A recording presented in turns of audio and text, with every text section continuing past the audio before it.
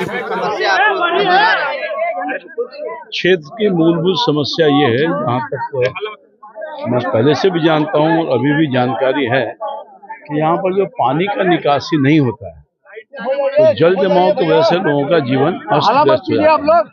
और दूसरा बड़ी समस्या है कि कई जो पुराने इलाके हैं, नए इलाके हैं, वहाँ तो कॉमन जल समस्या है, ये जल जमाव की समस्या। उसके अलावा रोड नहीं है, तो आने जाने में लोगों को बहुत असुविधा है। तो मैं चाहता हूं कि जब मैं यहाँ से लोगों का आशीर्वाद प्राप्त करके जाऊं, तो सबसे पहले ये दो काम महत्वपूर्ण होगा कि सड़कों का निर्माण विभिन्न इलाकों में, छोटे या बड़े सड़क हों, या फिर जल जमाव से लोगों को मुक्ति दिलाना। क्षेत्र में घूम रहे हैं, जनता से मिले, जनता का क्या रुझान आ रहा है? रुझान तो बहुत ही अच्छा है, सब लोगों को भरोसा है हमारे ऊपर, क्योंकि पहले भी हम टेस्टेड हैं, कोई नया आदमी नहीं है।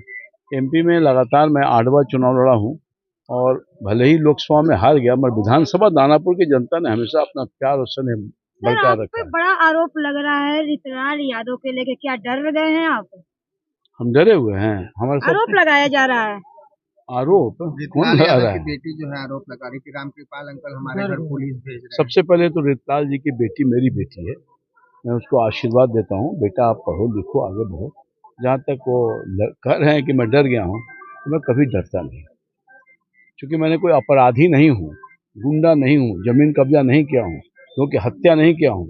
हम जनता के सेवक हैं और थे और रहेंगे। तो जिसके साथ जनता का जो आशीर्वाद है वही हमारी ताकत है।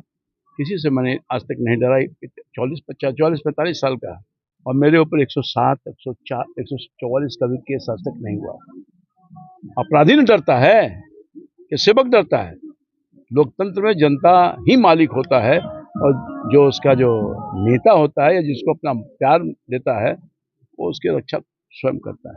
क्या लग रहा है, जिस तरीके से यहाँ सड़कों पर कीचड़ और जल जमाव दिख रहा है, इस बार कमल खिलेगा तो क्या उसकी कमल का जो है पूरी तरीके से? मैंने पहले भी आपको कहा, बिना आपके पूछे हुए, कि इस इलाके में या कोई भी इलाके में जो जल जमाव की समस्या है और सड़क की जो हालत ठीक नहीं है, उसको मैं दुरुस्त करूंगा, पक्का दुरुस्त करूंगा। महागठबंधन की तरफ से बोला जा रहा है कि जंगल राज नहीं, ये महाजंगल राज चल रहा है, जैसे कि दिन दहाड़े हत्या हो जा रही है मुकामा में, जैसे। देखिए, वो घटना दुखद है, हम कंडेम करते हैं, मगर आंकड़ा देख लिया जाए कि 2005 के पहले की जो सरकारें रही, वहाँ कितना लॉ एंड ऑर्डर की समस्या थी, लोग कितना भय और खौफ के वातावरण में जीते थे। हमारी माँ और बहन शाम के बाद घर से निकलना नहीं पसंद करती थी, और उनके घर का कोई आदमी, परिवार का कोई आदमी जब नौकरी या व्यापार करने जाता था, तो लगता था कि वो आया कि नहीं आया। ये माहौल था, ये वातावरण था, संहार होते थे, और बड़ी समस्या, चोरी डकैती अपहरण की घटनाएं लगातार होती रही है। 2005 के बाद की जो सरकार माननीय मुख्यमंत्री नीतीश कुमार के नेतृत्व में जो बनी, तो सबसे पहले नियंत्रण किया लॉ एंड ऑर्डर। जो गुंडागर्दी की छूट थी, अब गुंडागर्दी कोई नहीं कर सकता। अगर कोई गुंडागर्दी करेगा, अपराध करेगा, जेल जाएगा, चाहे बड़ा से बड़ा कोई आदमी हो या छोटा से छोटा आदमी हो। कानून अपना काम करती है।